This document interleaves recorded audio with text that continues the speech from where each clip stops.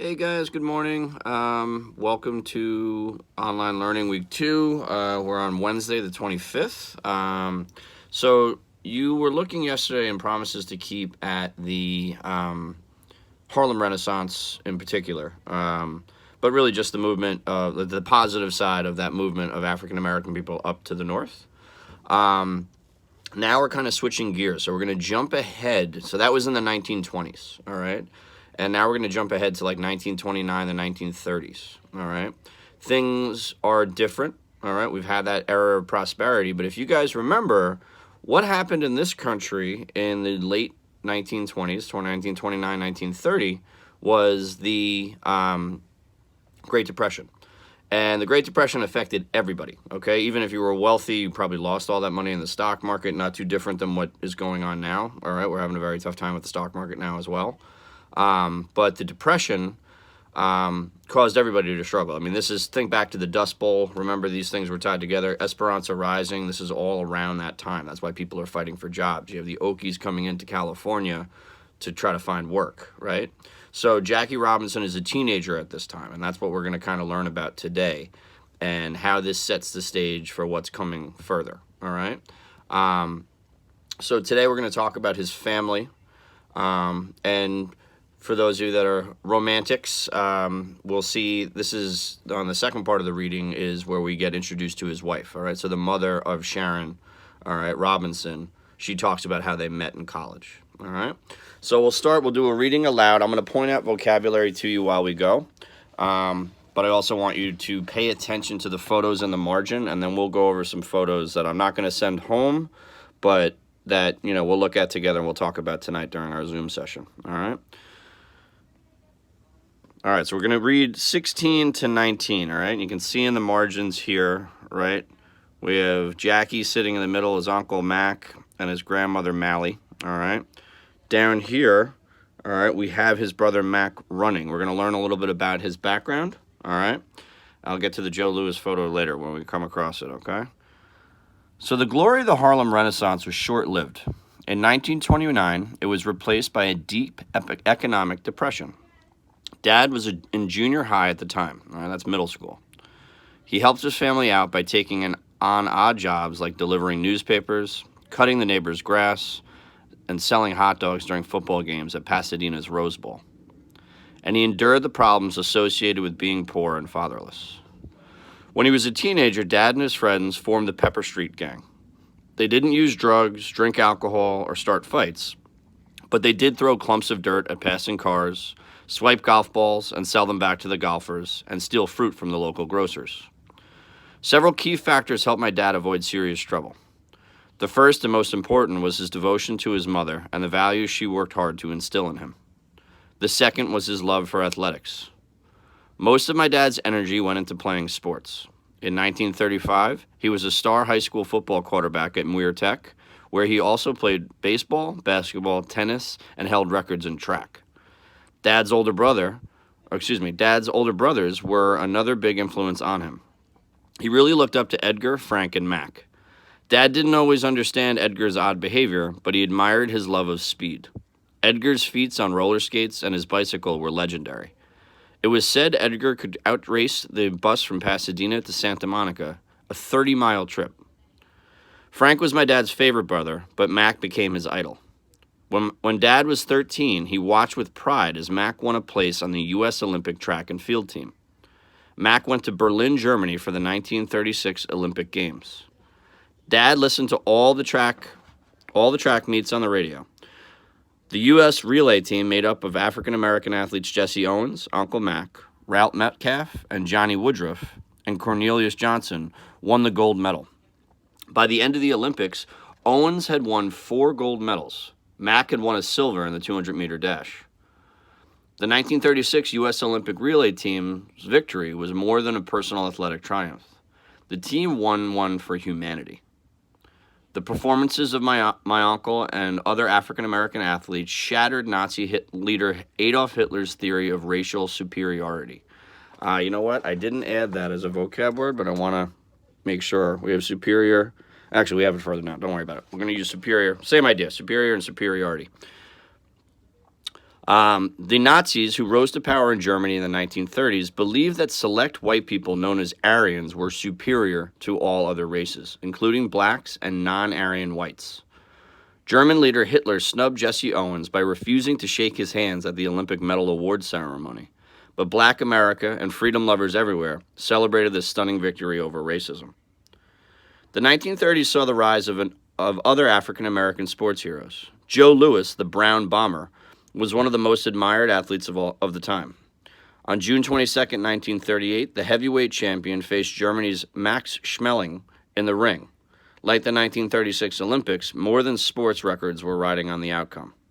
Europe was on the verge of a second world war. Adolf Hitler gave Schmeling, his idea of the ideal racially pure man, a hero's send-off. Americans counted on Joe Louis to bring them victory. The fight of the century was on. It was as if war had already been declared. Louis knocked out Schmeling in 2 minutes, 4 seconds in round one. Joyous Americans all over the country, blacks and whites, celebrated in the streets. But the victory party didn't last. The next morning, America woke up still separate and unequal. All right, so here we have a newspaper headline, all right, a clipping of Joe Louis and his knockout, all right, in the first couple minutes of the fight. So for those of you that aren't boxing fans, that's pretty fast, all right? So that's a serious victory, all right? And Schmeling was Adolf Hitler's, like, poster boy for who these Aryan race were supposed to be. So he was supposed to be like the best that Germany had to offer, and it was supposed to be like an example of showing the Germans were better than other people. So this win by Joe Louis was a win for the American people, but for African American people around, well, not just African American, black people all around the world, because the Nazis would have viewed them as inferior people. All right, so I want to just go over the vocabulary. I didn't point it out, but I had it underlined. I want to make sure that you know devotion, all right? So we're going to come up with your own definition for devotion, all right, and for superior, okay? So now I'm going to finish these last 2 pages, all right, and then I'll kind of walk you through the handouts. So here is when we're going to meet Jackie's wife, all right, and Sharon's mother. So a determined pair. After graduating from high school in 1937, Dad attended Pasadena Junior College, where he continued to build his sports legacy. 2 important people came into his life at this point, a sprinter named Jack Gordon and a young preacher by the name of Reverend Carl Downs. Jack and my dad shared a love of sports and developed a close friendship that lasted a lifetime. The minister earned the respect of Dad and his friends. They soon learned that they could trust him with their problems. The Reverend Downs helped guide my father into manhood. At PJC, my father set a national junior college record in track by beating his brother Mac's broad jump record. One newspaper called my father the greatest base runner ever to play on a junior college baseball team. The same newspaper named Dad Athlete of the Year. His exploits on the football field added to the legend. The Pasadena Elks gave Dad a gold football and named him his most valuable player. Needless to say, the college scholarships offers piled in. Dad chose to continue his education at the University of California at Los Angeles, UCLA. The summer before Dad attended UCLA was a tough one. His mother moved into a smaller house at 133 Pepper Street, leaving the house at 121 Pepper Street to her grown children. That same year, Dad's brother Frank was tragically killed in a motorcycle accident. In spite of the personal loss, Dad started at UCLA in the fall of 1939. He commuted by car from Pasadena to UCLA, where he once again lettered in 4 sports. By senior year, he was named the best all-around athlete on the West Coast. He twice led the Pacific Coast Conference in basketball scoring, won the Pacific Coast Intercollegiate Golf Championship, and reached the National Negro Tennis Tournament semifinals. But perhaps the most significant thing to happen to Dad that year was meeting Rachel Annetta Easom, my mom. My parents met on UCLA's campus in the fall of 1940. Mom was an eager freshman just thrilled to be in college. Dad was a mighty senior, stunning athlete, and big man on campus. Mom was attracted to Dad immediately.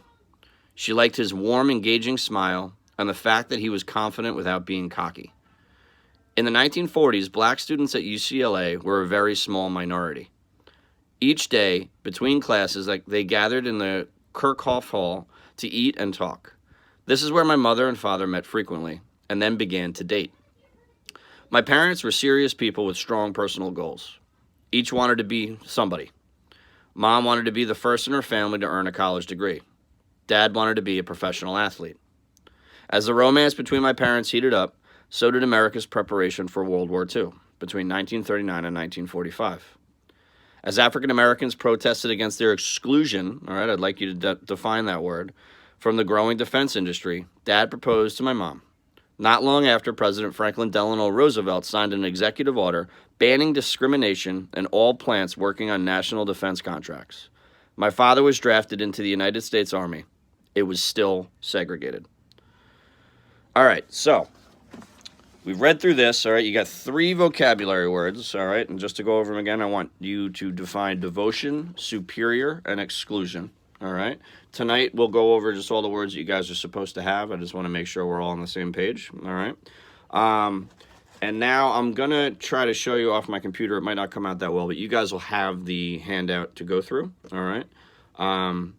But I want to show you first these 2 photos, all right?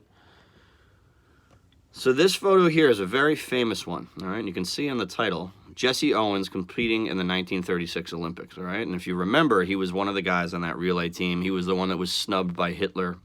So there's a famous photo of him on the podium and, you know, has his hand up, kind of representing the American and African-American people.